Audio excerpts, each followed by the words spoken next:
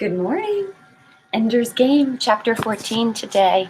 I'm glad that you are here and hope that you are enjoying this sci-fi masterpiece.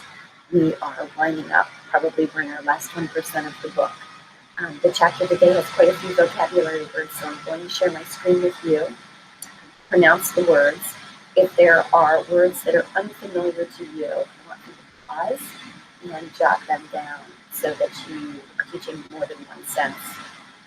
The tactile part of writing will help you remember these words. 3.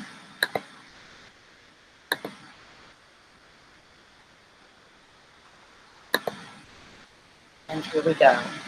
Here are the words. Follow along with my cursor. Adept, apathy, ascetic, astrogation, attrition, bespoke, catacomb, coddling, disconcert, extraneous, fainted, formidable, girdled, gluttonous, impassively, inscrutable, interstices, intone, oblivion, periphery, petulant, pinion, relativistic, reprisals, rictus, sentient, trove, and writhed. And here are the questions that we're listening for.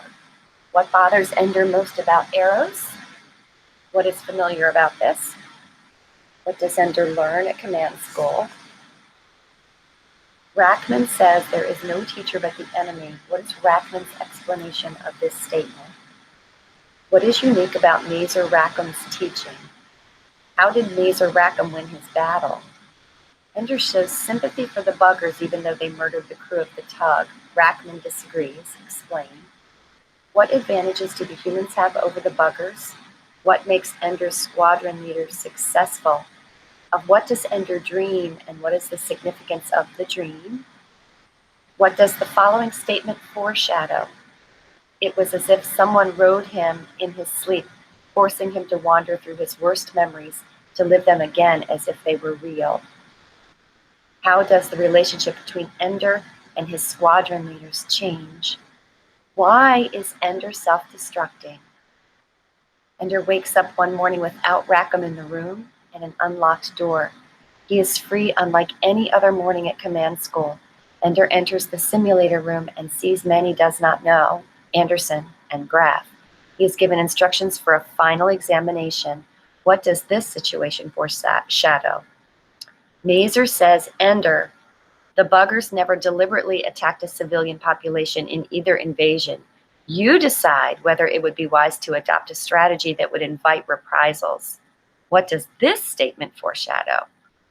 Explain the irony involved in the final examination or third invasion. How does the author add to the suspenseful mood during the third invasion? Describe Ender's reaction to the climactic victory over the buggers. Why do Rackman and Graff go to Ender? How do the two men differ in opinion about what is best for Ender?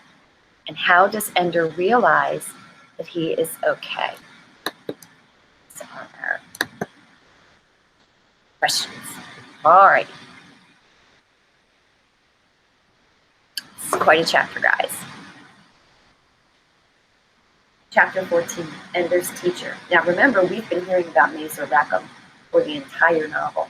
He is the hero of lore. Took your time, didn't you, Graff? The voyage isn't short, but the 3-month vacation seems excessive. Well, I prefer not to deliver damaged merchandise. Some men simply have no sense of hurry. Oh well, it's only the fate of the world. Never mind me. You must understand our anxiety. We're here with the Ansible, receiving constant reports of the progress of our starships. We have to face the coming of war every day, if you can call them days. Such a very little boy. Oh, there's greatness in him, a magnitude of spirit. Killer instinct, too, I hope. Yes. We've planned out an impromptu course of study for him, all subject to your approval, of course. I'll look at it. I don't pretend to know the subject matter, Admiral Charming Chamraj, Chamrajangar. Chamrajangar. Whew. I'm only here because I know Ender, so don't be afraid that I'll try to second guess the order of your presentation. Only the pace. How much can we tell him? Don't waste his time on the physics of interstellar travel. What about the Ansible? I already told him about that. And the fleets. I said they would arrive at their destination within 5 years. It seems there's very little left for us to tell him. We can tell him about the weapons system. He has to know enough to make intelligent decisions. Ah, we can be useful after all. Very kind. We've devoted one of the 5 simulators to his exclusive use. What about the others? The other simulators? The other children? You were brought here to take care of Ender Wiggin. Just curious, remember, they were all my students at one time or another, and now they are all mine. They are entering into the mysteries of the fleet, Colonel Graff, to which you, as a soldier, have never been introduced. Make it sound like a priesthood, and a god, and a religion. Even those of us who are commanded by Ansible know the majesty of flight among the stars. I can see you find my mysticism distasteful. I assure you that your distance only reveals your ignorance. Soon enough, Ender Wiggin will also know what I know. He will dance the graceful ghost dance through the stars, and whatever greatness there is within him will be unlocked, revealed, set forth before the universe for all to see. You have the soul of a stone, Colonel Graff, but I sing to a stone as easily as to another singer. You may go to your quarters and establish yourself. I have nothing to establish except the clothing I'm wearing. Well, nothing. Keep my salary in an account somewhere on Earth. I've never needed it. Except to buy civilian clothes on my vacation. A non-materialist. And yet, you are pleasantly fat. A gluttonous ascetic? Huh. Such a contradiction. That's called paradox. Paradox is 2 things that are seemingly opposite that should not go together, but do. So a gluttonous ascetic. An ascetic is somebody that is, for spiritual reasons, denies himself or herself physical pleasures. So it would be like a monk that lives in a monastery that doesn't have any possessions, whose room is very plain, and he's celibate, he doesn't watch television, he eats very plainly. That would be an ascetic. A hermit would be an ascetic. So a gluttonous ascetic is somebody that says he doesn't have any material possessions, but he deals with the sin of gluttony, which is overeating. So that's a paradox. If you're an ascetic, you should not be chunky, because that shows that you're indulging your carnal flesh, your earthly flesh. When I'm tense, I eat, whereas when you're tense, you spout solid waste. Oh, I like you, Colonel Graff. I think we shall get along. I don't much care, Admiral Charm Ragnar. I came here for Ender, and neither of us came here for you.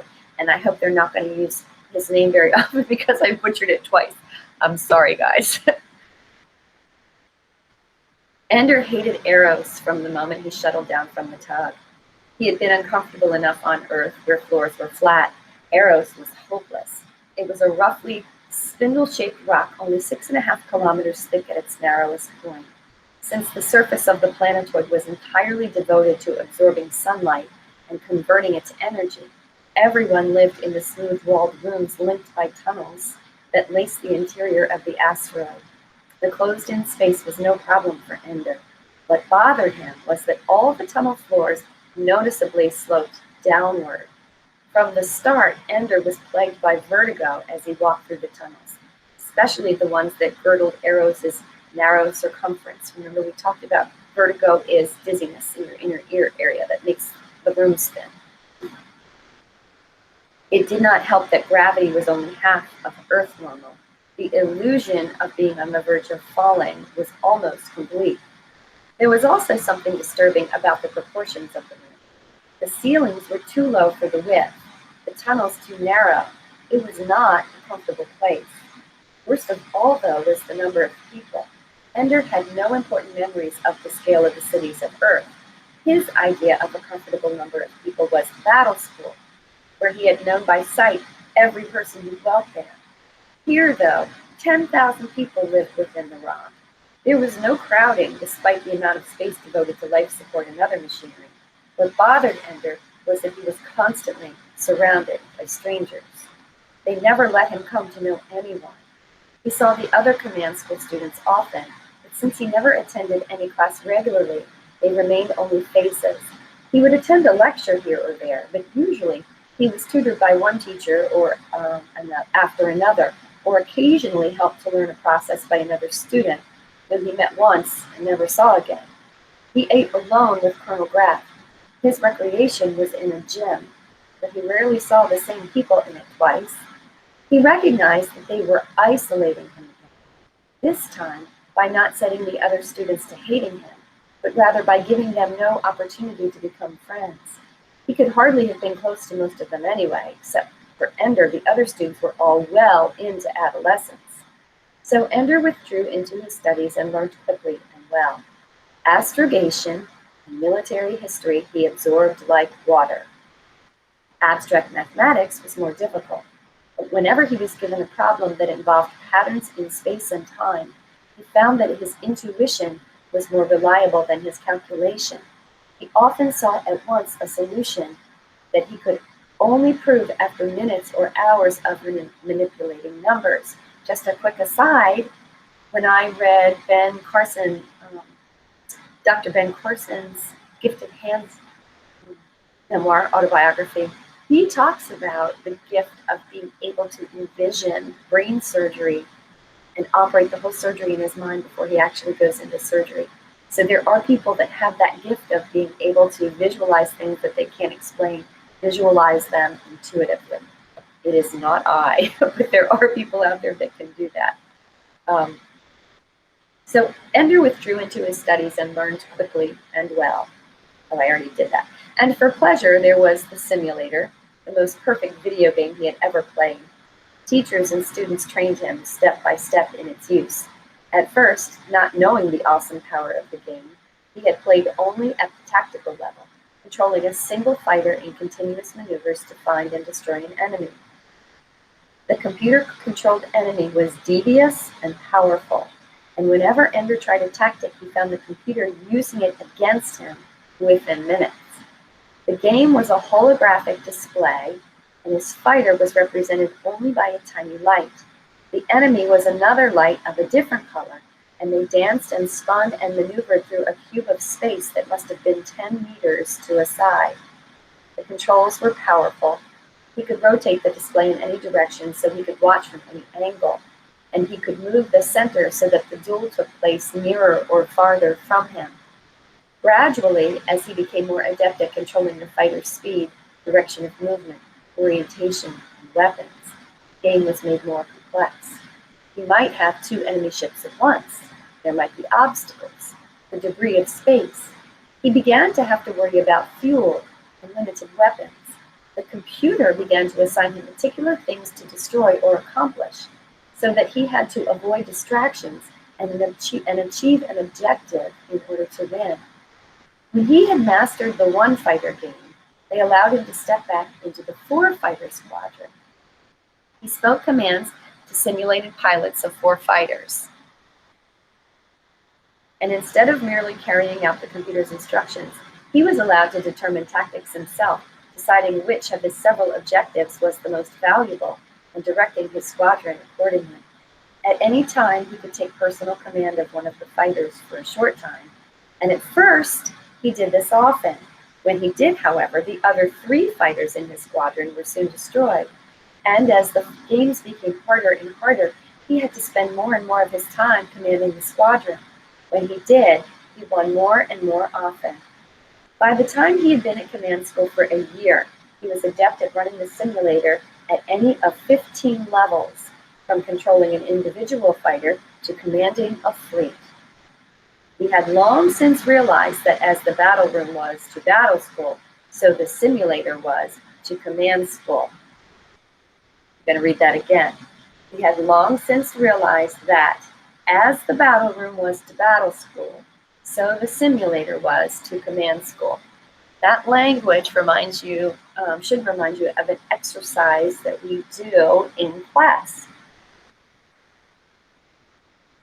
Apple is to fruit just as green bean is to vegetable. What do we call that? Do you remember? Yes, analogy. Analogy is comparison. The classes were valuable, but the real education was the game. People dropped in from time to time to watch him play. They never spoke. Hardly anyone ever did, unless they had something specific to teach him. The watchers would stay, silently watching him run through a difficult simulation, and then just leave as he finished. "What are you doing?" he wanted to ask. "Judging me? Determining whether you want to trust the fleet to me? Just remember that I didn't ask for it." He found that a great deal of what he had learned at battle school transferred to the simulator. He would routinely reorient the simulator every few minutes, rotating it so that he didn't get trapped into an up-down orientation, constantly reviewing his position from the enemy point of view. It was exhilarating at last to have such control over the battle, to be able to see every point of it. It was also frustrating to have so little control, too, for the computer-controlled fighters were only as good as the computer allowed. They took no initiative. They had no intelligence. He began to wish for his toon leaders, so that he could count on some of the squadrons doing well without having his constant supervision. At the end of his first year, he was winning every battle on the simulator, played the game as if the machine were a natural part of his body. One day, eating a meal with Graf, he asked, "Is that all the simulator does?" "Is what all?" "The way it plays now. It's easy, and it hasn't gotten any harder for a while." "Oh." Graf seemed unconcerned, but then Graf always seemed unconcerned. The next day, everything changed. Graf went away, and in place, they gave Ender a companion. He was in the room when Ender awoke in the morning. He was an old man, sitting cross-legged on the floor. Ender looked at him expectantly, waiting for the man to speak. He said nothing. Ender got up and showered and dressed, content to let the man keep his silence if he wanted. He had long since learned that when something unusual was going on, something that was part of someone else's plan and not his own, he would find out more information by waiting than by asking. Adults almost always lost their patience before Ender did. The man still hadn't spoken when Ender was ready and went to the door to leave the room. The door didn't open. Ender turned to face the man sitting on the floor. He looked to be about 60, by far the oldest man Ender had seen on Arrows. He had a day's growth of white whiskers that grizzled his face only slightly less than his close-cut hair. His face sagged a little, and his eyes were surrounded by creases and lines. He looked at Ender with an expression that bespoke only apathy. Okay, apathy. Anytime there is a word with an A at the front, it means not. So pathos means feeling, like sympathy, empathy, antipathy. Pathos means feeling. Apathy means absence of feeling. Apathy is you don't feel anything. Ender turned back to the door and tried to open it. "All right," he said, giving up. "Why's the door locked?" The old man continued to look at him blankly. So this is a game, Ender thought. Well, if they want me to go to class, they'll unlock the door. If they don't, they won't. I don't care. Ender didn't like games where the rules could be anything and the objective was known to them alone, so he wouldn't play. He also refused to get angry. He went through a relaxing exercise as he leaned on the door, and soon he was calm again. The old man continued to watch him impassively. It seemed to go on for hours, Ender refusing to speak, the old man seeming to be a mindless mute. Mute means that you can't talk. Sometimes Ender wondered if he were mentally ill, escaped from some medical ward somewhere in Arrows, living out some insane fantasy here in Ender's room. The longer it went on, No one coming to the door, no one looking for him. More certain he became that this was something deliberate, meant to disconcert him. Ender did not want to give the old man the victory. To pass the time, he began to do exercises. Some were impossible without the gym equipment, but others, especially from his personal defense class, he could do without any aids. The exercises moved him around the room. He was practicing lunges and kicks. One move took him near the old man as he had come near him before. But this time, the old man's claw shot out and seized Ender's left leg in the middle of a kick. It pulled Ender off his feet and landed him heavily on the floor. Ender leapt to his feet immediately, furious. He found the old man sitting calmly, cross-legged, not breathing heavily, as if he had never moved. Who does that remind you of? Any character? Like maybe from Star Wars? Is that Yoda? Maybe. He's the wise old sage, quiet, older, very wise, very calm, meditating all the time. Ender stood poised to fight, but the other's immobility made it impossible for Ender to attack. What? Kick the old man's head off? And then explain it to Graf? The old man kicked me. I had to get even. So he's believing, Ender's confident, believing that he can just kick this man and kill him, and he's fighting the urge to do so. He went back to his exercises. The old man kept watching. Finally, tired and angry at this wasted day, a prisoner in his room, Ender went back to his bed to get his desk. He leaned over to pick up the desk. He felt a hand jab roughly between his thighs, and another grabbed his hair. In a moment, he had been turned upside down. His face and shoulders were being pressed into the floor by the old man's knee, while his back was excruciatingly bent and his legs were pinioned by the old man's arm. Ender was helpless to use his legs. In less than 2 seconds, the old man had completely defended Ender Wiggin. "All right," Ender gasped. "You win." The man's knee thrust painfully downward. "Since when," asked the man, his voice soft and rasping, "do you have to tell the enemy when he's won?" Ender remained silent. "I surprised you once, Ender Wiggin. Why didn't you destroy me immediately afterward? Just because I looked peaceful? You turned your back on me. Stupid. You have learned nothing. You have never had a teacher." Ender was angry now and made no attempt to control or conceal it. "I've had too many teachers. How was I supposed to know you'd turn out to be an enemy, Ender Wiggin?" whispered the old man. "I am your enemy. The first one you've ever had who was smarter than you. There is no teacher but the enemy. No one but the enemy will tell you what the enemy is going to do. No one but the enemy will ever teach you how to destroy and conquer. Only the enemy shows you where you are weak. Only the enemy tells you where he is strong. And the rules of the game are what you can do to him and what you can stop him from doing to you. I am your enemy from now on. From now on, I am your teacher." Then the old man let Ender's legs fall. Because he still held Ender's head to the floor, the boy couldn't use his arms to compensate, and his legs hit the surface with a loud crack and a sickening pain. Then the old man stood and let Ender rise. Slowly, Ender pulled his legs under him with a faint groan of pain. He knelt on all fours for a moment, recovering. Then his right arm flashed out, reaching for his enemy. The old man quickly danced back, and Ender's hand closed on the air as his teacher's foot shot forward to catch Ender on the chin. Ender's chin wasn't there. He was lying flat on his back, spinning on the floor, and during the movement that his teacher was off balance from his kick, Ender's feet smashed into the old man's other leg. He fell in a heap, but close enough to strike out and hit Ender in the face. Ender couldn't find an arm or a leg that held still long enough to be grabbed, and in the meantime, blows were landing on his back and arms. Ender was smaller. He couldn't reach past the old man's flailing limbs. Finally, he managed to pull away and scramble back near the door. The old man was sitting cross-legged again, but now the apathy was gone. He was smiling. "Better this time, boy. It's slow. You'll have to be better with the fleet than you are with your body, or no one will be safe with you in command. Lesson learned? Peter nodded slowly. He ached in 100 places. Good, said the old man.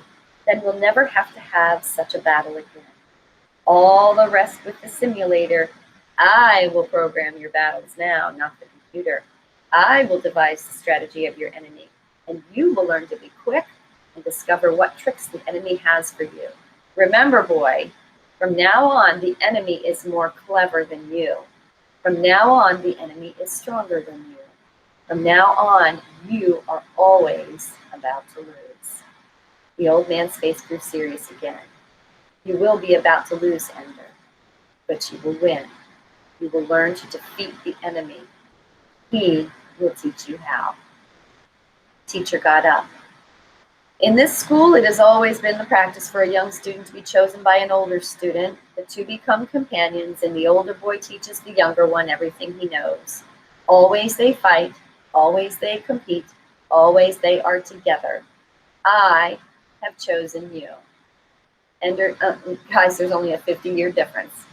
Ender spoke as the old man walked to the door. You're too old to be a student. Oh, one is never too old to be a student of the enemy. I have learned from the buggers. You will learn from me. As the old man palmed the open door, Ender leaped into the air and kicked him in the small of the back with both feet. He hit hard enough that he rebounded onto his feet as the old man cried out and collapsed on the floor.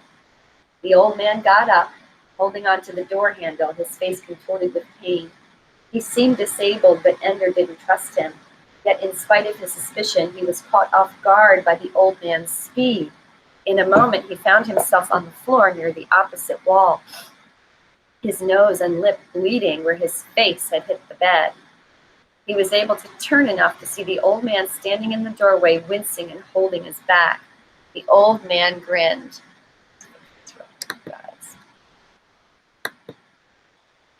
The old man grinned. Ender grinned back. Teacher, he said, do you have a name? Mazer Rackham, said the old man. Then he was gone. From then on, Ender was either with Mazer Rackham or alone. The old man rarely spoke, but he was there at meals, at tutorials, at the simulator, in his room at night. Sometimes Mazer would leave, but always when Mazer wasn't there, the door was locked and no one came until Mazer returned. Ender went through a week in which he called him Jailer Rackham. Mazer answered to the name as readily as to his own and showed no sign that it bothered him at all. Ender soon gave it up. There were compensations.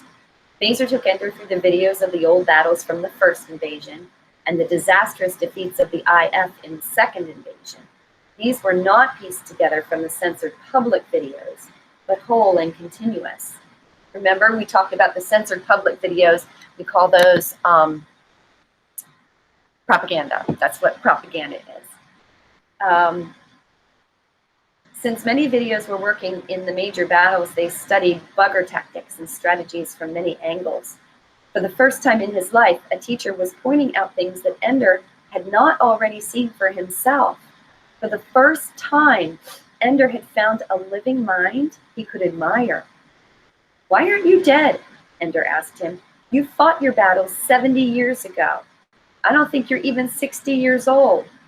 Ah, the miracle of relativity, said Mazer. They kept me here for 20 years after the battle, even though I begged them to let me command one of the starships they launched against the bugger home planet and the bugger colonies.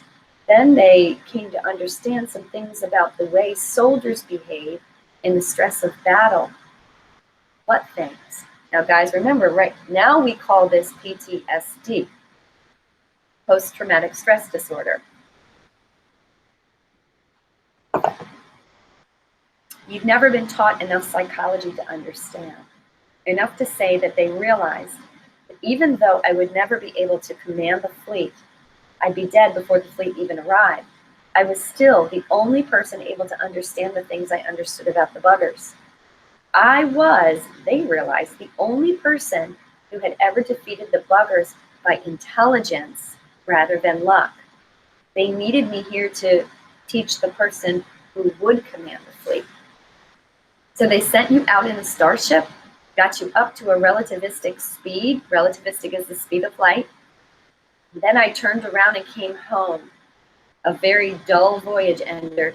50 years in space, officially. Only 8 years passed for me, but it felt like 500. Also, I could teach the next commander everything I knew. Am I to be the commander then? Let's say that you're our best at present. There are others being prepared too? No. That makes me the only choice then, doesn't it? Neither shrugged. Except you. You're still alive, aren't you? Why not you? Neither shook his head. Why not? You won before. I cannot be the commander for good and sufficient reasons. Show me how you beat the buggers, Mazer.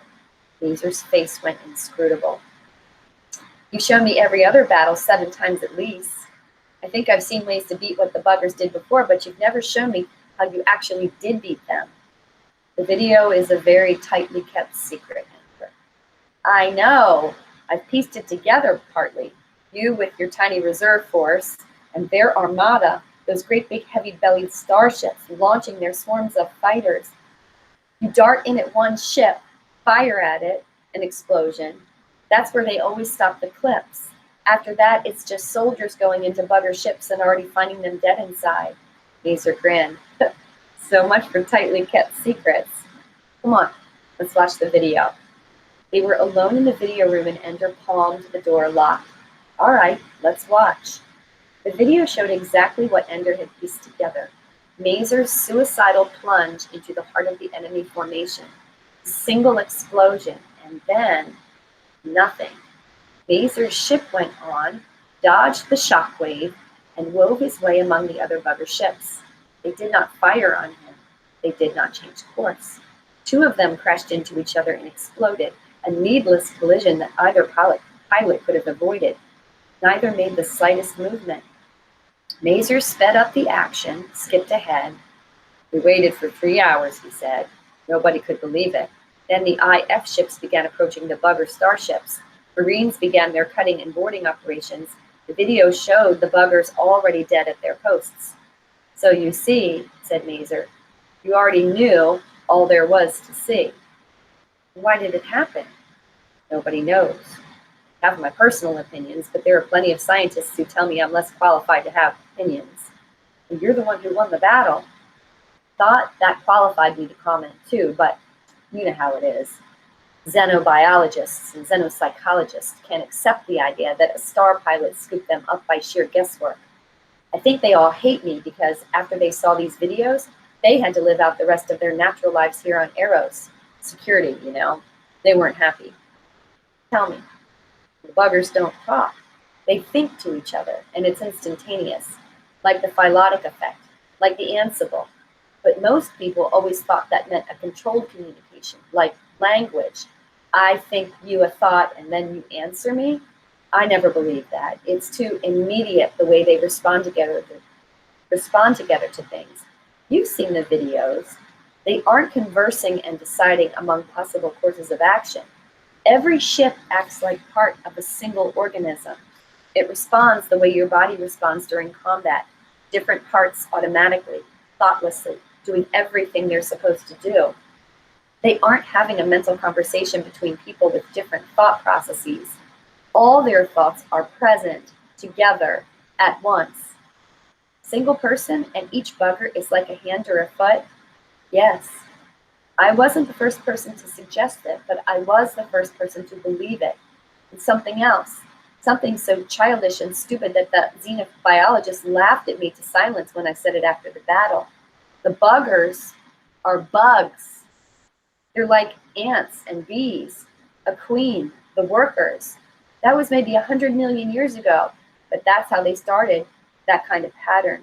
It's a sure thing that none of the buggers we saw had any way of making more little buggers. So when they evolved this ability to think together, wouldn't they still keep the queen? Wouldn't the queen still be the center of the group? Why would that ever change?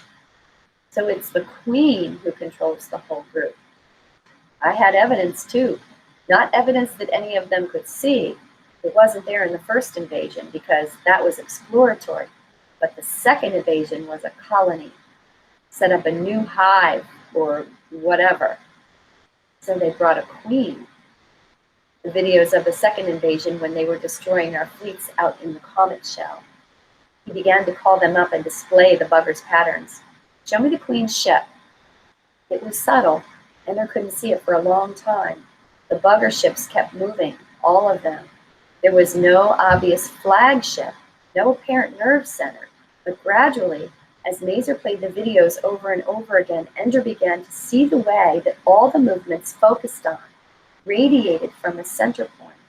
The center point shifted, but it was obvious after he looked long enough that the eyes of the fleet, or eye of the fleet, the perspective from which all decisions were being made, was one particular ship. He pointed it out.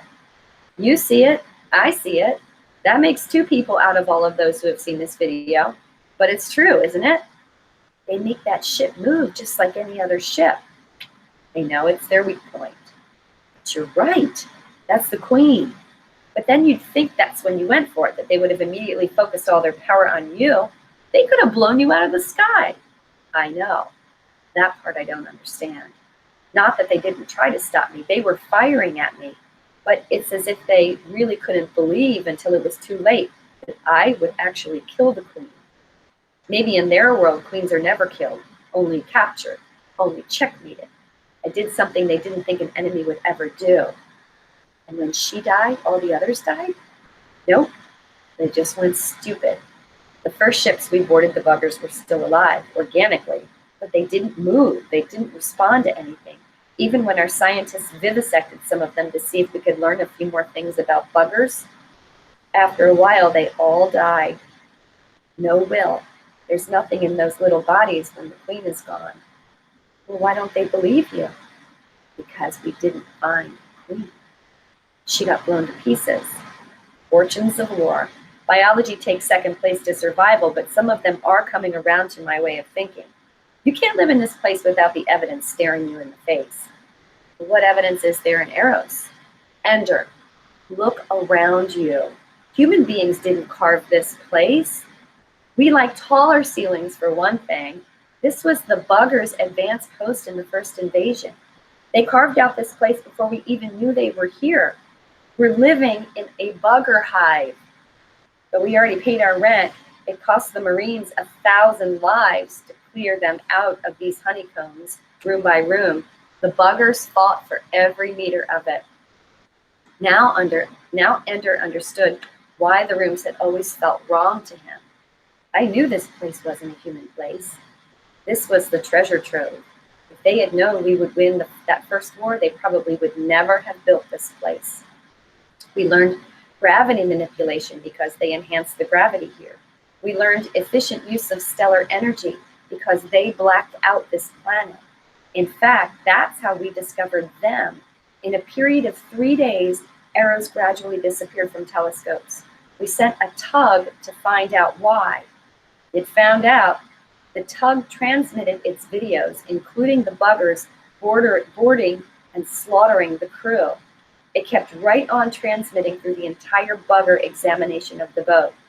Not until they finally dismantled the entire tug did the transmissions stop. It was their blindness. They never had to transmit anything by machine. And so with the crew dead, it didn't occur to them that anyone could be watching. Okay, so a tug, I want for you to think about what a tugboat is in the water. And here a tug is just the same thing. It's a transport, a vehicle that transports something else. Why did they kill the crew? Why not? To them, losing a few crew members would be like clipping your nails, nothing to get upset about.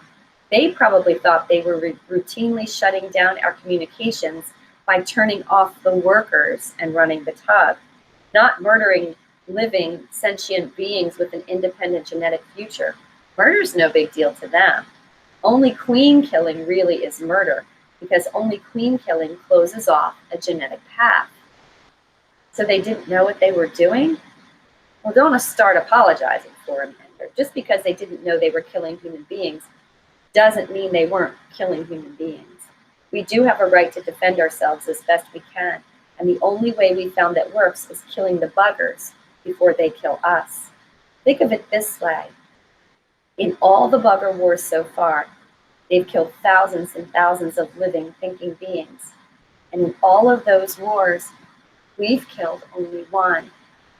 If you hadn't killed the Queen, Mazer, you would have lost the war. I'd say the odds would have been 3-2 against us. I still think I could have trashed their fleet pretty badly before they burned us out. They have great response time and a lot of firepower, but we have a few advantages too.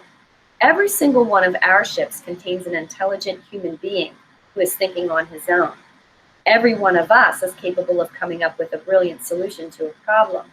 They can only come up with one brilliant solution at a time. The buggers think fast, but they aren't smart all over. But on our side, even when some incredibly timid and stupid commanders lost the major battles of the second invasion, some of their subordinates were able to do real damage to the bugger fleet. What about when our invasion reaches them? Will we just get the Queen again? The buggers didn't learn interstellar travel by being dumb. That was a strategy that could work only once. I suspect that we'll never get near a Queen unless we actually make it to their home planet. After all, the Queen doesn't have to be with them to direct a battle. The Queen only has to be present to have little baby buggers. Second invasion was a colony. The Queen was coming to populate the Earth, but this time, no, that won't work. We'll have to beat them fleet by fleet, because they have the resources of dozens of star systems to draw on. My guess is they'll outnumber us by a lot in every battle. Well, we've only got two things going for us. Oh, I'm sorry, Ender remembered his battle against two armies at once, and I thought they were cheating. When the real war begins, it'll be like that every time, and there won't be any gate I can go for. We've only got two things going for us, Ender. We don't have to aim particularly well. Our weapons have great spread. And we aren't using the nuclear missiles from the first and second invasions. Dr. Device is much more powerful. Nuclear weapons, after all, were weak enough to be used on Earth at one time. The little doctor could never be used on a planet. Still, I wish I'd had one during the second invasion. How does it work? I don't know. Not well enough to build one. At the focal point of two beams, it sets up a field in which molecules can't hold together anymore. Electrons can't be shared. How much physics do you know at that level? Well, we spend most of our time on astrophysics, but I know enough to get the idea. The field spreads out in a sphere, but it gets weaker the farther it spreads, except that where it actually runs into a lot of molecules, it gets stronger and starts over. The bigger the ship, the stronger the new field. So each time the field hits a ship, it sends out a new sphere. And if their ships are too close together, it can set up a chain that wipes them all out. Then the field dies down, the molecules come back together, and where you had a ship, you now have a lump of dirt with a lot of iron molecules in it. No radioactivity, no mass, just dirt. We may be able to trap them close together on the first battle, but they learn fast. They'll keep their distance from each other. So Dr. Device isn't a missile? I can shoot around corners? That's right. Missiles wouldn't do any good now. We learned a lot from them in the first invasion, but they also learned from us how to set up the ecstatic shield, for instance. The little doctor penetrates the shield as if it weren't there. You can't see through the shield to aim and focus the beams, but since the generator of the ecstatic shield is always in the exact center, it isn't hard to figure it out. Well, why haven't I ever been trained with this? You always have. We just let the computer tend to it for you. Your job is to get into a superior strategic position and choose a target. The shipboard computers are much better at aiming the doctor than you are. Why is it called Dr. Device? When it was developed, it was called a molecular detachment device, MD device. Ender still didn't understand. MD, the initials for medical doctor too. MD device, therefore Dr. Device. It was a joke. Ender didn't see what was funny about it. They had changed the simulator. He could still control the perspective and the degree of detail, but there were no ship's controls anymore. Instead, it was a new panel of levers and a small headset with earphones and a small microphone. The technician who was waiting there quickly explained how to wear the headset. "But how do I control the ships?" asked Ender. Mazer explained. He wasn't going to control ships anymore. "You've reached the next phase of your training. You have experiences in every level of strategy, but now it's time for you to concentrate on commanding an entire fleet. As you worked with toon leaders in battle school, so now you will work with squadron leaders.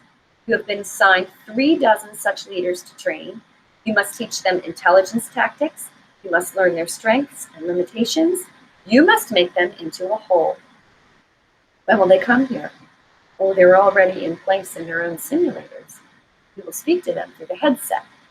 The new levers on your control panel enable you to see from the perspective of any of your squadron leaders. This more closely duplicates the conditions you might encounter in real battle, where you will know only what your ships can see."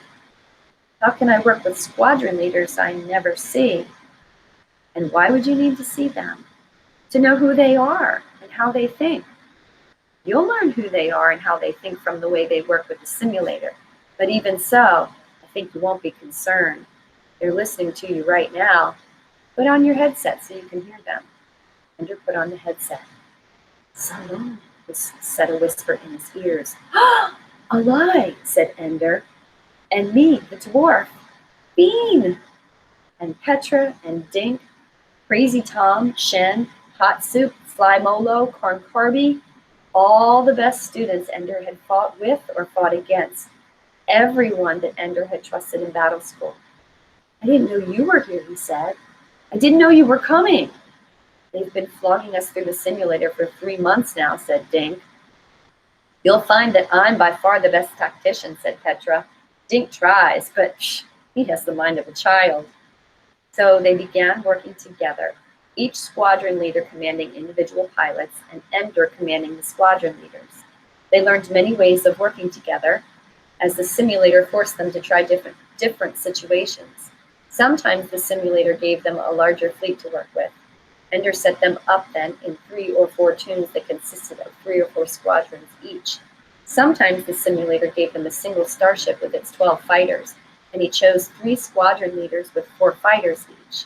It was pleasure. It was play. The computer-controlled enemy was none too bright, and they always won despite their mistakes, their miscommunications. But in the 3 weeks they practiced together, Ender came to know them very well.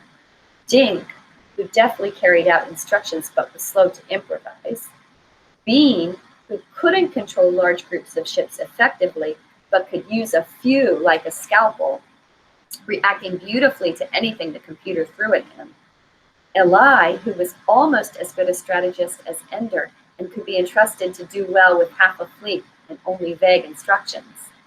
The better Ender knew them, the faster he could deploy them, the better he could use them. The simulator would display the situation on the screen. In that moment, Ender learned for the first time what his own fleet would consist of and how the enemy fleet was deployed. It took him only a few minutes now to call the squadron leaders that he needed, assign them to certain ships or groups of ships, and give them their assignments. Then, as the battle progressed, he would skip from one leader's point of view to another's, making suggestions and occasionally giving orders as the need arose. Since the others could see only their battle perspective, he would sometimes give them orders that made no sense to them, but they too learned to trust Ender. If he told them to withdraw, they withdrew, knowing that either they were in an exposed position or their withdrawal might entice the enemy into a weakened posture. They also knew that Ender trusted them to do as they judged best when he gave them no orders. If their style of fighting were not right for the situation they were placed in, Ender would not have chosen them for that assignment. The trust was complete, the working of the fleet quick and responsive, and at the end of 3 weeks, Mazer showed him a replay of their most recent battle, only this time it was from the enemy's point of view. "This is what he saw as you attacked. What does it remind you of? The quickness of response, for instance? We look like a bugger fleet. You match them, Ender. You're as fast as they are, and here, look at this. Ender watched as all his squadrons moved at once, each responding to its own situation, all guided by Ender's overall command, but daring, improvising, feinting, attacking with an independence no bugger fleet had ever shown. The bugger hive mind is very good, but it can only concentrate on a few things at once. All your squadrons can concentrate in keen intelligence on what they're doing. What they've been assigned to do is also guided by a clever mind. So you see, you do have some advantages. Superior, though not irresistible weaponry, comparable speed, and greater available intelligence. These are your advantages. Your disadvantage is that you will always be outnumbered. And after each battle, your enemy will learn more about you, how to fight you, and those changes will be put into effect instantly. Ender waited for his conclusion. So Ender, we will now begin your education. We have programmed the computer to simulate the kinds of situations we might expect in encounters with the enemy. We are using the movement patterns we saw in the second invasion, but instead of mindlessly following these same patterns, I will be controlling the enemy's simulation. At first, you will see easy situations that you are expected to win handily. Learn from them, because I will always be there, one step ahead of you, programming more difficult and advanced patterns into the computer so that your next battle is more difficult, so that you are pushed to the limit of your abilities. And beyond, the time is short. You must learn as quickly as you can. When I gave myself to starship travel, just so I would still be alive when you appeared, my wife and children all died, and my grandchildren were my own age when I came back. I had nothing to say to them. I was cut off from all the people that I loved, everything I knew, living in this alien catacomb and forced to do nothing of importance but teach student after student, each one so hopeful, each one ultimately a weakling, a failure. I teach, but no one learns. You too have great promise, like so many students before you, but the seeds of failure may be in you too. It's my job to find them, to destroy you if I can, and believe me, Ender, if you can be destroyed, I can do it. So I'm not the first. No, of course you're not. But you're the last. If you don't learn, there'll be no time to find anyone else. So I have hope for you, if only because you are the only one left to hope for. What about my squadron leaders? Which of them is fit to take your place? Eli, be honest. Ender had no answer then. I am not a happy man, Ender. Humanity does not ask us to be happy. It merely asks us to be brilliant on its behalf. Survival first, then happiness as we can manage it. Okay, so I'm going to read that again because that's really important. There is a word in linguistics, in the study of linguistics. It's a German word, and it starts with a W, but it's pronounced with a V. It's called Weltanschauung, but it looks like Weltanschauung. Weltanschauung. And it is your world view. It's the lens by which you view the world. So here is the Weltanschauung of the novel, and I want for you just to listen to it again and see if you agree with this. Humanity does not ask us to be happy. It merely asks us to be brilliant on its behalf. Survival first, then happiness as we can manage it. So I want you to think, what do you think about that? Is that your worldview? So Ender, I hope you do not bore me during your training with complaints that you are not having fun. It's a pleasure you can in the interstices of your work, but your work is first. Learning is first. Winning is everything, because without it, there is nothing. When you can give me back my dead wife, Ender, then you can complain to me about what this education costs you. Well, I wasn't trying to get out of anything. Oh, but you will, Ender, because I am going to grind you down to dust if I can. I am going to hit you with everything I can imagine, and I will have no mercy. Because when you face the buggers, they will think of things I can't. and compassion for human beings is impossible for them. You can't grind me down, Mazer. Huh, can't I? Because I'm stronger than you. Mazer smiled. We'll see about that, Ender. Mazer wakened him before morning. The clock said 0340, and Ender felt groggy as he padded along the corridor behind Mazer. Early to bed, early to rise, Mazer intoned. Makes a man stupid and blind in the eyes. All right, do you guys know the Ben Franklin aphorism? Early to bed, early to rise, makes a man healthy, wealthy, and wise. So this is a play.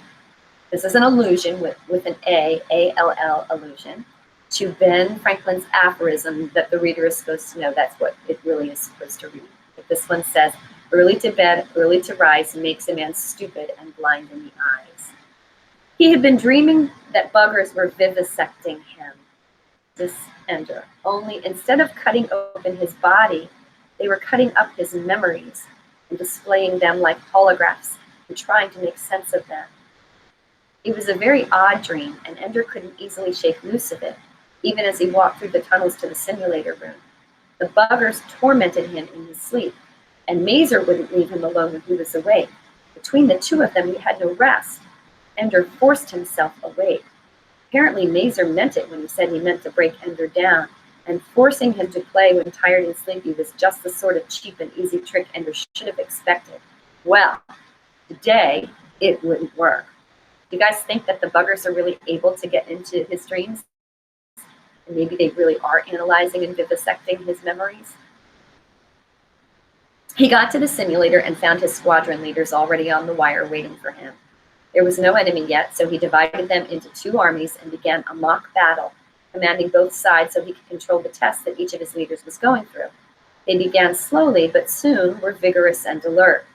Then the simulator field went blank. The ships disappeared, and everything changed at once. At the near edge of the simulator field, they could see the shapes drawn in holographic light of 3 starships from the human fleet. Each would have 12 fighters. The enemy, obviously aware of the human presence, had formed a globe with a single ship at the center. Ender was not fooled. It would not be a queen ship. The buggers outnumbered Ender's fighter force by 2 to 1, but they were also grouped much closer together than they should have been. Dr. Device would have been able to do much more damage than the enemy expected. Ender selected one starship, made it blink in the simulator field, and spoke into the microphone. Alai, this is yours. Assign Petra and Vlad to the fighters as you wish. He assigned the other 2 starships with their fighter forces, except for 1 fighter from each starship that he reserved for Bean. Slip the wall and get below them, Bean, unless they start chasing you, then run back to the reserves for safety. Otherwise, get in a place where I can call on you for quick results. Alai, form your force into a compact assault at one point in their globe. Don't fire until I tell you. This is a maneuver only. This one's easy, Ender, Alai said. It's easy, so why not be careful? I'd like to do this without the loss of a single ship. Ender grouped his reserves in 2 forces that shadowed Alai at a distance. Bean was already off the simulator, though Ender occasionally flipped to Bean's point of view to keep track of where he was. It was Alai, however, who played the delicate game with the enemy. He was in a bullet-shaped formation and probed the enemy globe. Whenever he came near, the bugger ships pulled back as if to draw him in toward the ship in the center. Alai skimmed to the side. The bugger ships kept with him, withdrawing wherever he was close, returning to the sphere pattern when he had passed. Feint, withdraw, skim the globe to another point, withdraw again, feint again, and then Ender said, go on in, Alai. Feint means pull back. His bullets started in while he said to Enter, you know they'll just let me through and surround me and eat me alive. Just ignore that ship in the middle. Whatever you say, boss. Sure enough, the globe began to contract. Ender brought the reserves forward. The enemy ships concentrated on the side of the globe near the reserves. Attack them there, where they're most concentrated, Ender said.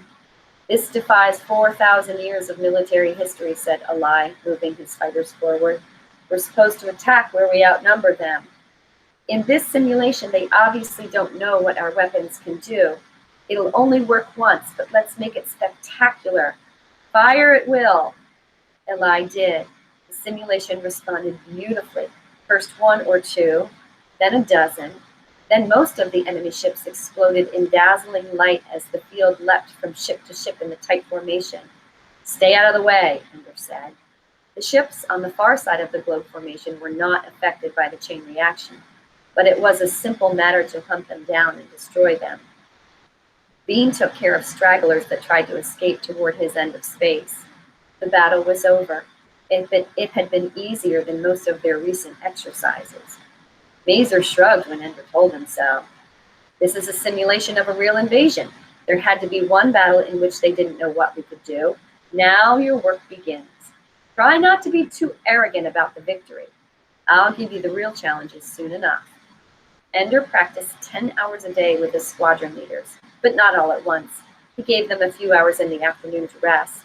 Simulated battles under Mazer's supervision came every 2 or 3 days, and as Mazer had promised, they were never so easy again.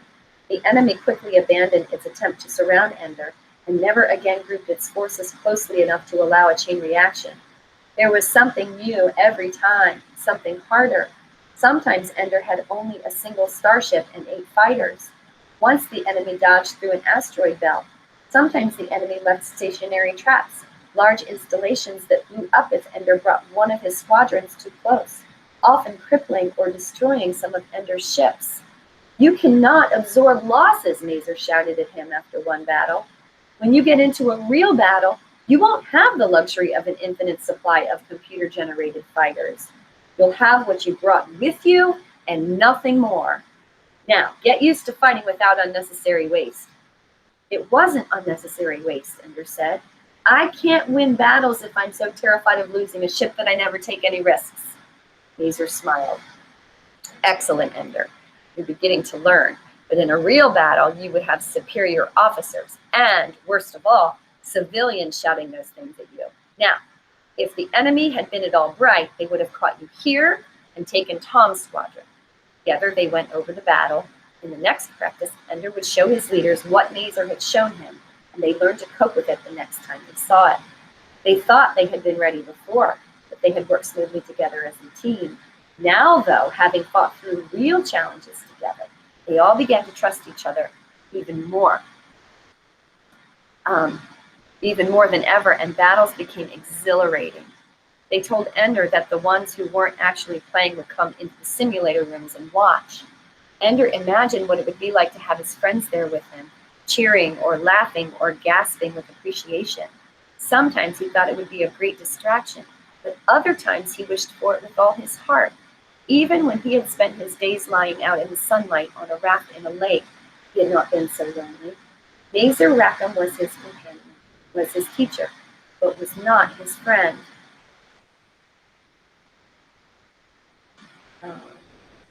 He made no complaint, though. Mazer had told him there would be no pity, and his private unhappiness meant nothing to anyone. Most of the time, it meant nothing even to Ender, but he kept his mind on the game, trying to learn from the battles, and not just the particular lessons of the battle, but what the buggers might have done if they had been more clever, and how Ender would react if they did it in the future. He lived with past battles and future battles both, waking and sleeping, and he drove his squadron leaders with an intensity that occasionally provoked rebelliousness. "You're too kind to us," Eli said one day. "Why don't you get annoyed with us for not being brilliant every moment of every practice? If you keep coddling us like this, we'll think you like us." Some of the others laughed into their microphones. Ender recognized the irony, of course, and answered with a long silence. When he finally spoke, he ignored Eli's complaint. "Again," he said, and this time without self-pity. They did it again and did it right. But as their trust in Ender as a commander grew, their friendship, remembered from the battle school days, gradually disappeared. It was to each other that they became close. It was with each other that they exchanged confidences. Ender was their teacher and commander, as distant from them as Mazer was from him, and as demanding.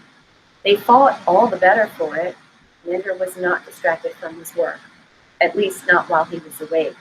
As he drifted off to sleep each night, it was with thoughts of the simulator playing through his mind. But in the night, he thought of other things. Often he remembered the corpse of the giant, decaying steadily. He did not remember it, though, in the pixels of the picture on his desk.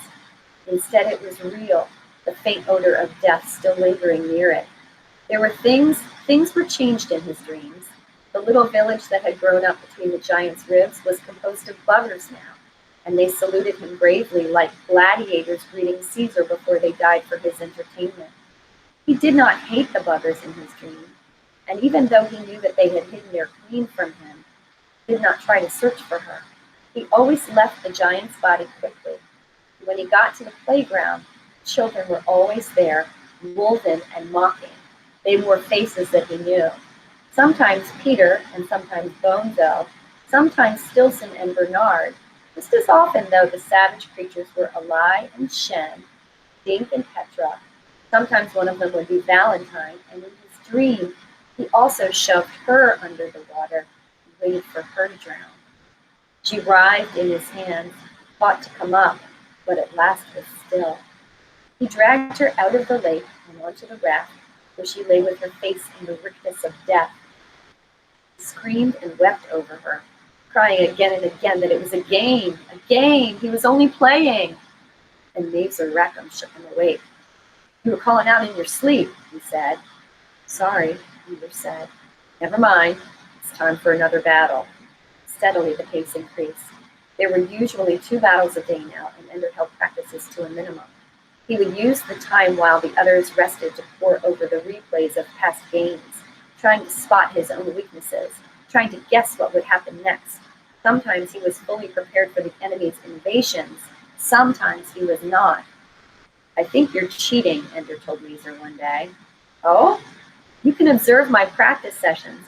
You can see what I'm working on. You seem to be ready for everything I do." "Most of what you see is computer simulations," Mazer said. "The computer is programmed to respond to your innovations only after you use them once in battle." "Then the computer's cheating." "You need to get more sleep, Ender." But he could not sleep. He lay awake longer and longer each night, and his sleep was less restful. He woke too often in the night. Whether he was waking up to think more about the game or to escape from his dreams, he wasn't sure. It was as if someone rode him in his sleep, forcing him to wander through his worst memories, to live in them again as if they were real. Nights were so real that days began to seem dreamlike to him. He began to worry that he would not think clearly enough, that he would be too tired when he played. Always when the game began, the intensity of it awoke him. But if his mental abilities began to slip, he wondered, would he notice it? And he seemed to be slipping. He never had a battle anymore in which he did not lose at least a few fighters. Several times the enemy was able to trick him into exposing more weakness than he meant to. Other times the enemy was able to wear him down by attrition until his victory was as much a matter of luck as strategy. Mazer would go over the game with a look of contempt on his face. "Psst, look at this," he would say. "You didn't have to do this." Ender would return to practice with his leaders, trying to keep up their morale, but sometimes letting slip his disappointment with their weaknesses, the fact that they made mistakes. "Sometimes we make mistakes," Petra whispered to him once. It was a plea for help. "And sometimes we don't," hurt her. She got help. It would not be from him. He would teach. Let her find her friends among the others. Then came a battle that nearly ended in disaster. Petra led her force too far. They were exposed. She discovered in a moment when Ender wasn't with her. In only a few moments, she had lost all but 2 of her ships. Ender found her then, ordered her to move them in a certain direction. She didn't answer. There was no movement. And in a moment, those 2 fighters too would be lost. Ender knew at once that he had pushed her too hard. Because of her brilliance, he had called on her to play far more often and under much more demanding circumstances than all but a few of the others. But he had no time now to worry about Petra or to feel guilty about what he had done to her. He called on Crazy Tom to command the 2 remaining fighters, then went on trying to salvage the battle. Petra had occupied a key position, and now all of Ender's strategy came apart. If the enemy had not been too eager and clumsy in exploiting their advantage, Ender would have lost. But Shen was able to catch a group of the enemy in too tight a formation and took them out with a single chain reaction. Crazy Tom brought in 2 surviving fighters in through the gap and caused havoc with the enemy. And though his ships and Shen's were finally destroyed, Flymola was able to mop up and keep victory. At the end of the battle, he could hear Petra crying out, trying to get a microphone. "Tell him I'm sorry. I was just so tired I couldn't think. That was all. Tell Ender I'm sorry." She was not there for the next few practices, and when she did come back, she was not as quick as she had been, not as daring. Much of what had made her a good commander was lost. Ender couldn't use her anymore, except in routine, closely supervised assignments. She was no fool. She knew what had happened, but she also knew that Ender had no other choice, and told him so. The fact remained that she had broken. She was far from being the weakest of his squad leaders. It was a warning. He could not press his commanders more than they could bear. Now, instead of using his leaders whenever he needed their skills, he had to keep in mind how often they had fought. He had to spell them off, which meant that sometimes he went into battle with commanders he trusted a little less. As he eased the pressure on them, he increased the pressure on himself. Late one night, he woke up in pain. There was blood on his pillow, the taste of blood in his mouth. His fingers were throbbing. He saw that in his sleep, he had been gnawing on his own fist. The blood was still flowing smoothly. "Mazer," he called. Rackham woke up and at once called for a doctor. As the doctor treated the wound, Mazer said, "I don't care how much you eat, Ender. Self-cannibalism won't get you out of this school." "He's asleep," Ender said. "I don't want to get out of command school." "Good. The others, the ones who didn't make it? What are you talking about?" "Before me, your other students who didn't make it through the training. What happened to them?" "They didn't make it, that's all. We don't punish the ones who fail. They just go on." "Like Bonzo?" "Bonzo? He went home." "Not like Bonzo." "What then? What happened to them when they failed?" "Why does it matter, Ender?" Ender didn't answer. "None of them failed at this point in their course, Ender. But you made a mistake with Petra. She'll recover, but Petra is Petra, and you are you. Part of what I am is her, is what she made me.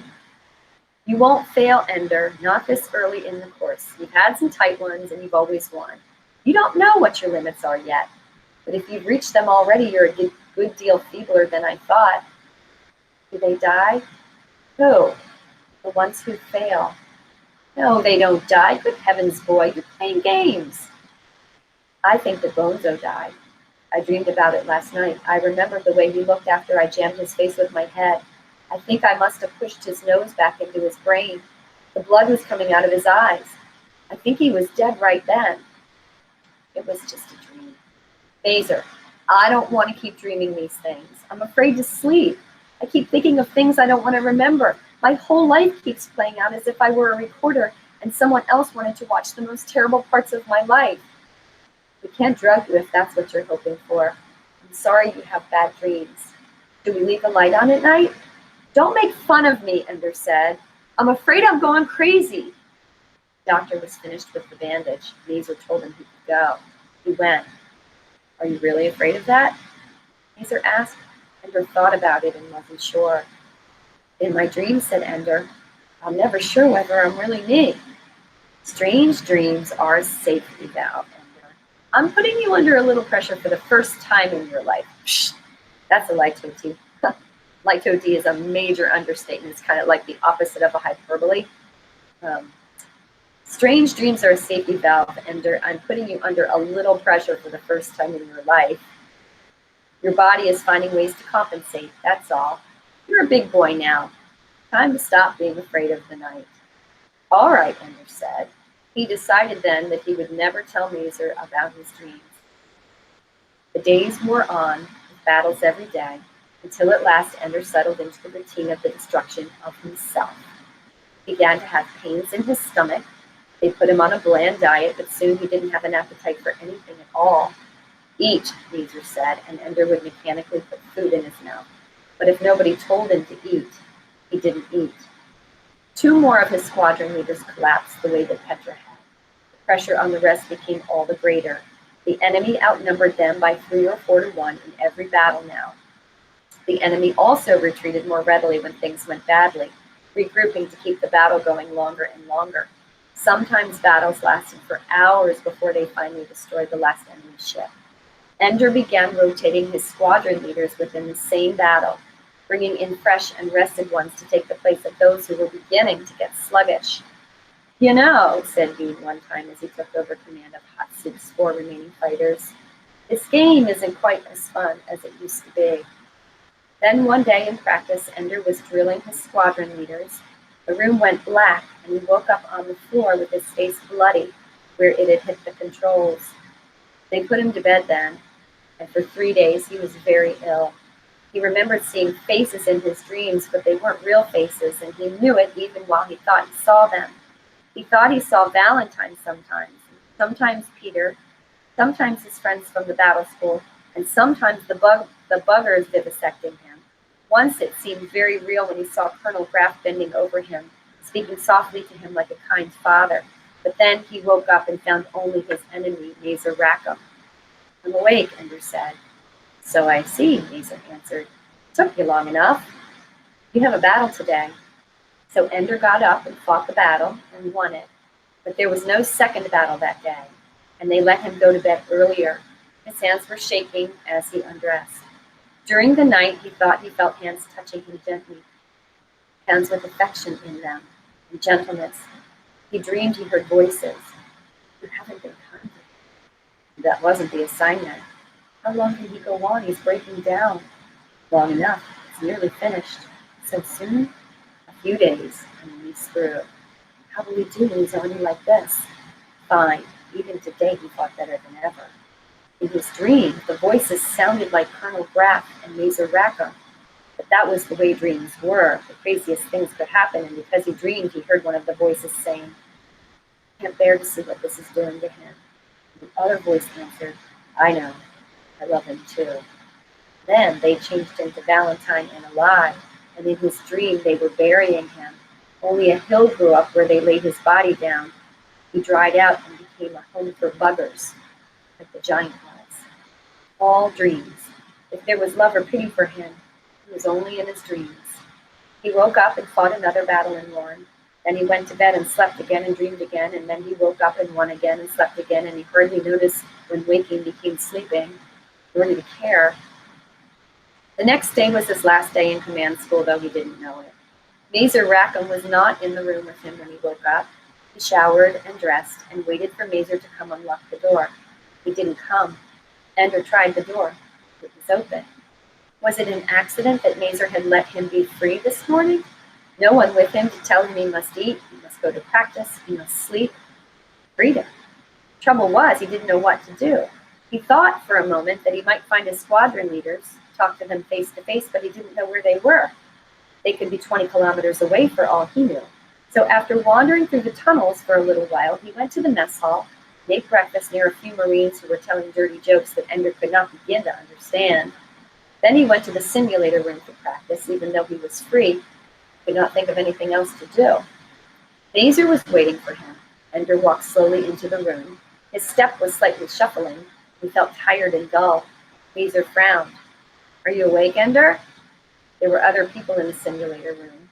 Ender wondered why they were there but didn't bother to ask. It wasn't worth asking. No one would tell him anyway. He walked to the simulator controls and sat down ready to start. "Ender Wiggin," said Mazer.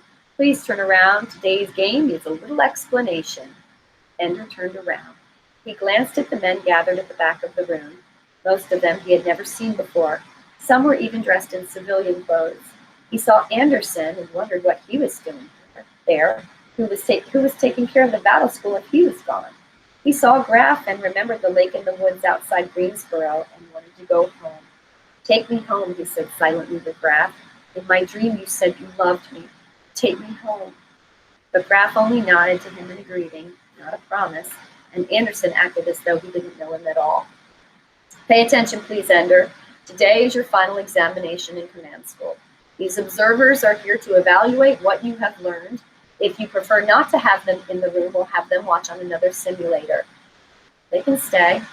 Final examination. After today, have some good rest. For this to be a fair test of your ability, not just to do what you have practiced many times, but also to meet challenges that you have never seen before, today's battle introduces a new element. It is staged around the planet. This will affect the enemy's strategy and will force you to improvise. Please concentrate on the game today. Ender beckoned Mazer closer and asked him quietly, "Am I the first team to make it this far?" "If you win today, Ender, you will be the first team to do so. More than that, I'm not at liberty to say." "Well, I'm at liberty to hear it. You can be as petulant as you want tomorrow. Today, though, I'd appreciate it if you would keep your mind on the examination. Let's not waste all that you've already done. Now, how will you deal with the planet? You get someone behind it or it's a blind spot." "True. And the gravity is going to affect fuel levels. Cheaper to go down than up." "Yes." "Does the little doctor work against the planet?" Mazer's face went rigid. "Ender, the buggers never deliberately attacked the civilian population in either invasion. You decide whether it would be wise to adopt a strategy that would invite reprisals." Reprisals means paybacks. "Is the planet the only new thing? Can you remember the last time I've given you a battle with only one new thing? Let me assure you, Ender, that I will not be kind to you today. I have a responsibility to the fleet, not to let a second-rate student graduate. I will do my best against you, Ender, and I have no desire to coddle you. Just keep in mind everything you know about yourself and everything you know about the buggers, and you have a fair chance of amounting to something." Mazer left the room. Ender spoke into the microphone. "You there?" "All of us," said Bean. "Kind of late for practice this morning, aren't ya?" Though they hadn't told the squadron leaders. Ender toyed with the idea of telling them how important this battle was to him, but he decided it would not help them to have an extraneous concern on their minds. "Sorry," he said. "I overslept." They laughed. They didn't believe him. He led them through maneuvers, warming up for the battle ahead. It took him longer than usual to clear his mind, to concentrate on command, but soon enough he was up to speed, responding quickly, thinking well, or at least he told himself, "I think that I'm thinking well." The simulator field cleared. Ender waited for the game to appear. "What will happen if I pass the test today? Is there another school? Another year or two of grueling training? Another year of isolation? Another year of people pushing me this way or that way? Another year without any control over my own life?" He tried to remember how old he was. 11. How many years ago did he turn 11? How many days? Must have happened here at command school, but he couldn't remember the day. Maybe he didn't even notice at the time. Nobody noticed it except perhaps Valentine. And as he waited for the game to appear, he wished he could simply lose it. Lose the battle badly and completely so that they would remove him from training, like Bonzo, and let him go home. Bonzo had been assigned to Cartagena. He wanted to see travel orders that said Greensboro. Success meant it would go on. Failure meant he could go home. "No, that isn't true," he told himself. "They need me, and if I fail, there might not be any home to return to." He did not believe it. In his conscious mind, he knew it was true, but in other places, deeper places, he doubted that they needed him. Mazer's urgency was just another trick, just another way to make me do what they want me to do, another way to keep me from resting, from doing nothing for a long, long time. Then the enemy formation appeared, and Ender's weariness turned to despair. The enemy outnumbered him, 1,000 to 1. The simulator glowed green with them. They were grouped in a dozen different formations, shifting positions, changing shapes, moving in seemingly random patterns through the simulator field. He could not find a path through them. A space that seemed open would close suddenly, and another appear, and a formation that seemed penetrable would suddenly change and be forbidding. The planet was at the far edge of the field, and for all Ender knew, there were just as many enemy ships beyond it, out of the simulator's range. As for his own fleet, it consisted of 20 starships, each with only 4 fighters. He knew the 4 fighter starships. They were old-fashioned, sluggish, and the range of their little doctors was half that of their newer ones. 80 fighters, against at least 5,000, perhaps 10,000 enemy ships. He heard his squadron leaders breathing heavily. He could also hear from the observers behind him a quiet curse. It was nice to know that one of the adults noticed that it wasn't a fair test, not that it made any difference. There was no attempt to give him even a remote chance at success. All that I've been through, and they never meant to let me pass at all.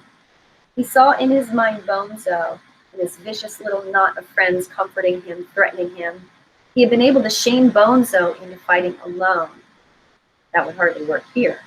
And he could not surprise the enemy with his ability as he had done with the older boys in the bathroom. Mazer knew Ender's abilities inside and out.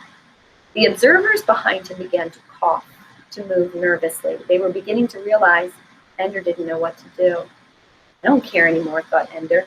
You can keep your game. If you won't even give me a chance, why should I play? Like his last game in battle school when they put two armies against him. And just as he remembered that game, apparently Bean remembered it too, for his voice came over the headset saying, "Remember, enemy's gate is down." Molo, Soup, Lad, Dumper, and Crazy Tom all laughed. They remembered too. And Ender also laughed. It was funny. The adults taking this all so seriously, and the children playing along, believing it too, until suddenly the adults went too far, tried too hard, and the children could see through their game. Forget it, Mazer. I don't care if I pass your test. I don't care if I follow your rules. If you can cheat, so can I. I won't let you beat me unfairly. I'll beat you unfairly first. In the final battle in battle school, he had won by ignoring the enemy, ignoring his own losses. He had moved against the enemy's gate, and the enemy's gate was down. If I break this rule, they'll never let me be a commander. It would be too dangerous. I'll never have to play a game again. And that is victory. He whispered quickly into his microphone. His commanders took their parts of the fleet and grouped themselves into a thick projectile, a cylinder aimed at the nearest of the enemy formations. The enemy, far from trying to repel him, welcomed him in so he could be thoroughly entrapped before they destroyed him. Mazer is at least taking into account the fact that by now they would have learned to respect me, thought Ender, and that does buy me time. Ender dodged downward, north, east, and down again, not seeming to follow any plan, but always ending up a little closer to the enemy planet. Finally, the enemy began to close in on him too tightly. Then suddenly, Ender's formation burst. His fleet seemed to melt into chaos. The 80 fighters seemed to follow no plan at all, firing at enemy ships at random, working their way into hopeless individual paths among the bugger craft. After a few minutes of battle, however, Ender whispered to his squadron leaders once more, and suddenly a dozen of the remaining fighters formed again into a formation. But now they were on the far side of one of the enemy's most formidable groups. They had, with terrible losses, passed through, and now they had covered more than half the distance to the enemy's planet. The enemy sees now, thought Ender. Surely Mazer sees what I'm doing. Or perhaps Mazer cannot believe I would do it. Well, so much the better for me. Ender's tiny fleet darted this way and that, sending 2 or 3 fighters out as if to attack, and then bringing them back. The enemy closed in, drawing in ships and formations that had been widely scattered, bringing them in for the kill. The enemy was most concentrated beyond Ender, so he could not escape back into open space, closing him in. Excellent, thought Ender. Closer, closer. Then he whispered a command, and the ships dropped like rocks toward the planet's surface. They were starships and fighters, completely unequipped to handle the heat of passage through an atmosphere. But Ender never intended them to reach the atmosphere. Almost from the moment they began to drop, they were focusing their little doctors on only one thing, the planet itself. 1, 2, 4, 7 of his fighters were blown away. It was all a gamble now whether any of his ships would survive long enough to get in range. It would not take long once they could focus on the planet's surface. Just a moment with Dr. Device. That's all I want. It occurred to Ender that perhaps the computer wasn't even equipped to show what would happen to a planet if the little doctor attacked it. What will I do then? Shout, bang, you're dead? Ender took his hands off the controls and leaned in to watch what happened. The perspective was close to the enemy planet now as the ship hurtled into its well of gravity. Surely it's in range now, thought Ender. It must be in range, and the computer can't handle it. Then the surface of the planet, which filled half the simulator field now, began to bubble. There was a gout of explosion, hurling debris out toward Ender's fighters. Ender tried to imagine what was happening inside the planet. The field growing and growing, the molecules bursting apart but finding nowhere for the separate atoms to go. Within 3 seconds, the entire planet burst apart, becoming a sphere of bright dust hurtling outward. Ender's fighters were among the first to go. Their perspective suddenly vanished, and now the simulator could only display the perspective of the starships waiting beyond the edges of the battle. It was as close as Ender wanted to be. The sphere of the exploding planet grew outward faster than the enemy ships could avoid it, and it carried with it the little doctor, not so little anymore, the field taking apart every ship in its path, erupting each one into a dot of light before it went on. Only at the very periphery of the simulator, that's the outside edge, did the MD field weaken. 2 or 3 enemy ships were drifting away. Ender's own starships did not explode, but where the vast enemy fleet had been and the planet they protected, there was nothing meaningful. A lump of dirt was growing as gravity grew much of the debris downward again. It was glowing hot and spinning visibly. It was also much smaller than the world had been before. Much of its mass was now on clouds still flowing outward. Ender took off his headphones, filled with the cheers of his squadron leaders, and only then realized that there was as much noise in the room with him. Men in uniform were hugging each other, laughing, shouting. Others were weeping. Some knelt or lay prostrate, and Ender knew they were caught up in prayer. Ender didn't understand. It seemed all wrong. They were supposed to be angry. Colonel Graff detached himself from the others and came to Ender. Tears streamed down his face, but he was smiling. He bent over, reached out his arms, and to Ender's surprise, embraced him, held him tightly, and whispered, "Thank you. Thank you, Ender. Thank God for you, Ender." The others soon came too, shaking his hand, congratulating him.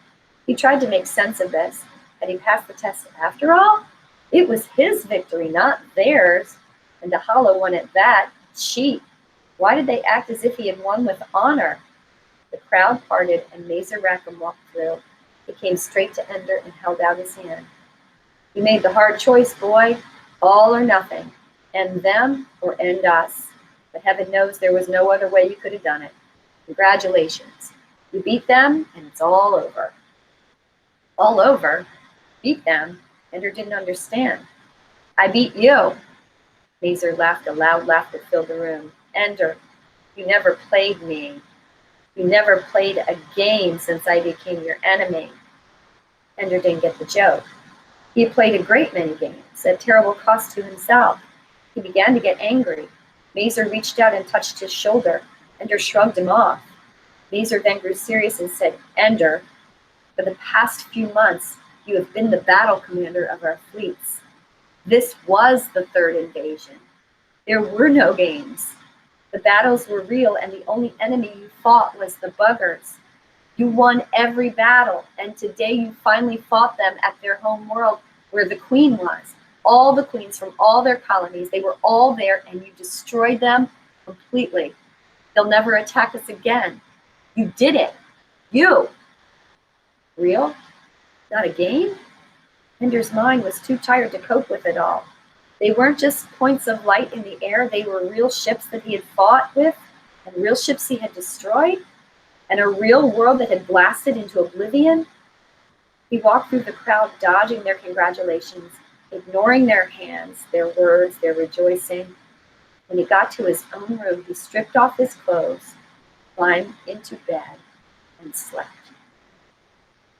Ender awoke when they shook him. It took a moment to recognize them, Graff and Rackham. He turned his back on them. "Let me sleep." "Ender, we need to talk to you," said Graff. Ender rolled back to face them. "They've been playing out the videos on Earth all day, all night since the battle yesterday." Yesterday? He had slept through until the next day. "You're a hero, Ender. They've seen what you did, you and the others. I don't think there's a government on Earth that hasn't voted you their highest medal." "I killed them all, didn't I?" Ender asked. "All who?" asked Graff. "Buggers? That was the idea." Mazer leaned in close. That's what the war was for. All their queens. So I killed all their children, all of everything. They decided that when they attacked us. It wasn't your fault. It's what had to happen. Ender grabbed Mazer's uniform and hung onto it, pulling him down so they were face to face. I didn't want to kill them all. I didn't want to kill anybody. I'm not a killer. You didn't want me, you bastards. You wanted Peter, but you made me do it. You tricked me into it. He was crying. He was out of control. Well, of course we tricked you into it. That's the whole point, said Graf. It had to be a trick or you couldn't have done it. It's the bind we were in. We had to have a commander with so much empathy that he would think like the buggers, understand them and anticipate them. So much compassion that he could win the love of his underlings and work with them like a perfect machine, as perfect as the buggers. But somebody with that much compassion could never be the killer that we needed, could never go into battle willing to win at all costs. If you knew, you couldn't do it. If you were the kind of person who would do it even if you knew, you could never have understood the buggers well enough. And it had to be a child, Ender, said Mazer. You were faster than me, better than me. I was too old and cautious. Any decent person who knows what warfare is can never go into battle with a whole heart. But you didn't know. We made sure you didn't know. You were reckless and brilliant and young, what you were born for. We had pilots with our ships, didn't we? Yes. I was ordering pilots to go in and die, and I didn't know it. They knew it, Ender. They went anyway. They knew what it was for. You never asked me. You never told me the truth about anything. You had to be a weapon, Ender, like a gun, like little doctor functioning perfectly but not knowing what you were aimed at. We aimed you. We're responsible. If there was something wrong, we did it. Tell me later, Ender said. His eyes closed. Major Rackham shook him. Don't go to sleep, Ender. He said, it's very important. You're finished with me, Ender said. Now leave me alone. That's why we're here, Mazer said. We're trying to tell you they're not through with you. Not at all. It's crazy down there. They're going to start a war. Americans claiming the Warsaw Pact is about to attack, and the Russians are saying the same thing about the hegemon. The bugger war isn't 24 hours dead, and the world down there is back to fighting again, as bad as ever. And all of them are worried about you. All of them want you, the greatest military leader in history. They want you to lead their armies, the Americans, the hegemon, everybody but the Warsaw Pact, and they want you dead. Fine with me, Ender said.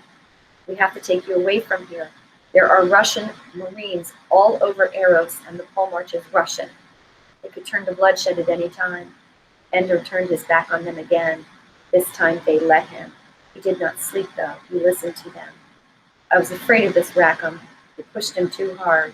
Some of those lesser outposts could have waited until after. They could have given him some days to rest. Are you doing it too, Graf? Trying to decide how I could have done it better? You don't know what would have happened if I hadn't pushed. Nobody knows. I did it the way I did it.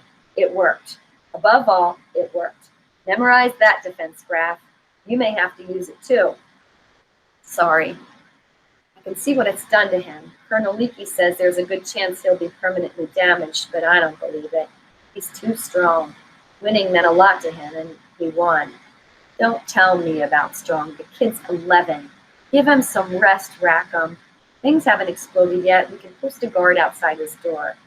Or post a guard outside another door and pretend it's his. Whatever. They went away. Ender slept again. Time passed without touching Ender, except with glancing blows. Once he awoke for a few minutes with something pressing his hand, pushing downward on it with a dull, insistent pain. He reached over and touched it.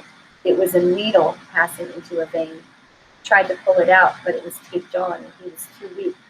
Another time he awoke in darkness to hear people near him murmuring and cursing. His ears were ringing with the loud noise that had awakened him. He did not remember the noise. Get the lights on, someone said. And another time he thought he heard someone crying softly near him. The night might have been a single day. It might have been a week. From his dreams, it could have been months. He seemed to pass through lifetimes in his dreams, through the giant's drink again, past the wolf children, reliving the terrible deaths, the constant murders. He heard a voice whispering in the forest, "You had to kill the children to get to the end of the world." And he tried to answer, "I never wanted to kill anybody. Nobody ever asked me if I wanted to kill anybody." The forest laughed at him. And when he leapt from a cliff at the end of the world, sometimes it was not clouds that caught him, but a fire that carried him to a vantage point near the surface of the bugger's world, so he could watch over and over the eruption of death when Dr. Device set off a reaction on the planet's face, then closer and closer until he could watch individual buggers explode, turn to light, and collapse into a pile of dirt before his eyes. And the queen, surrounded by infants. Only the queen was mother, and the infants were Valentine and all the children he had known in battle school. One of them had Bonzo's face, and he lay there bleeding through the eyes and nose, saying, "You have no honor." And always the dream ended with a mirror or a pool of water or the metal surface of a ship, something that would reflect his face back to him. At first, it was always Peter's face, with blood and a snake's tail coming out of the mouth. After a while, though, it began to be his own face, old and sad, with eyes that grieved for a billion murders, but they were his own eyes, and he was content to wear them. That was the world Ender lived in for many lifetimes during the 5 days of the Leap War. When he awoke again, he was lying in darkness. In the distance, he could hear the thump, thump of explosions. He listened for a while, and then he heard a soft footstep. He turned over and flung out a hand to grasp whoever was sneaking up on him. Sure enough, he caught someone's clothing and pulled him down to his knees, ready to kill him if need be. "Ender, it's me! It's me!" He knew the voice. It came out of his memory as if it were a million years ago. "And why? So long, pinprick. What were you trying to do, kill me?" "Yes, I thought you were trying to kill me." "I was trying not to wake you up. Well, at least you have some survival instinct left. The way Mazer talks about it, you were becoming a vegetable." "I was trying to." "What's the thumping?" "There's a war going on here. Our section is blacked out to keep us safe." Ender swung his legs out to sit up. Couldn't do it, though. His head hurt too bad. He winced in pain. "Don't sit up, Ender. It's all right. It looks like we might win it." Not all the Warsaw Pact people went with the Pole March. A lot of them came over when the Strategos told them you were loyal to the IF. "I was asleep." "So we lied. You weren't plotting treason in your dreams, were you?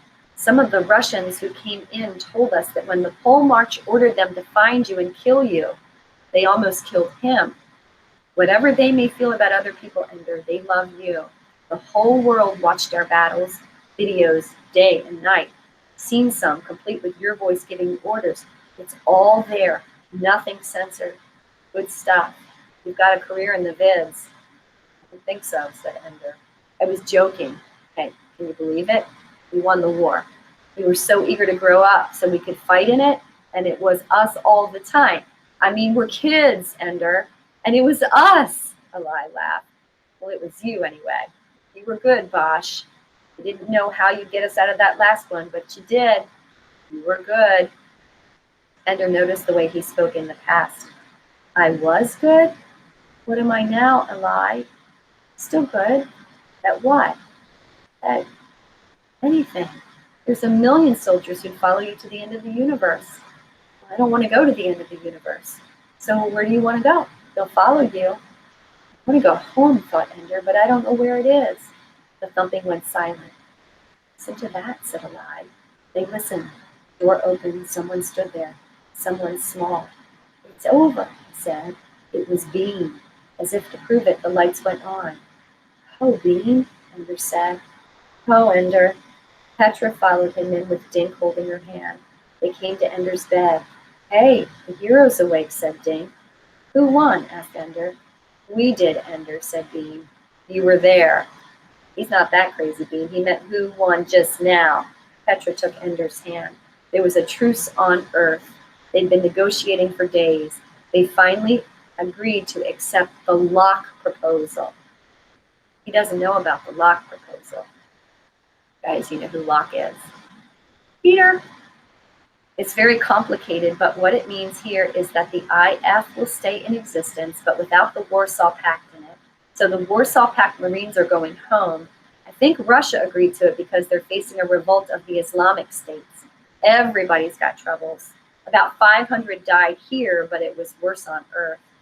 The hegemon resigned, said Dink. It was crazy down there. Who cares? You okay? Petra asked him, touching his head. Scared us. They said you were crazy. We said they were crazy. Oh, I'm crazy, said Ender, but I think I'm okay. When did you decide that? Asked Eli. When I thought you were about to kill me and I decided to kill you first. I guess I'm just a killer to the core, but I'd rather be alive than dead. They laughed and agreed with him, and Ender began to cry and embraced Bean and Petra, who were closest. I missed you, he said. I wanted to see you so bad. You saw us pretty bad, Petra answered. She kissed his cheek. I saw you magnificent, Ender said. The ones I needed most, I used up soonest. Bad planning on my part. Everybody's okay now, said Dink. Nothing was wrong with any of us that 5 days of cowering in blackened out rooms in the middle of a war we couldn't cure. I don't have to be your commander anymore, do I? Asked Ender. I don't want to command anybody again. You don't have to command anybody, said Dink, but you're always our commander. Then they were silent for a while. So what do we do now? Asked Eli. The bugger war's over, and so's the war down there on Earth, and even the war here. What do we do now? We're kids, said Petra. They'll probably make us go to school. It's a law. You have to go to school until you're 17. They all laughed at that. Laughed till the tears streamed down their faces. Okay, guys, that was kind of the climax of the whole novel. I know it was a long chapter, but thank you so much for hanging in there with me. I'm going to end the recording, and we'll meet up again for the last chapter next time. Thanks for coming today, guys.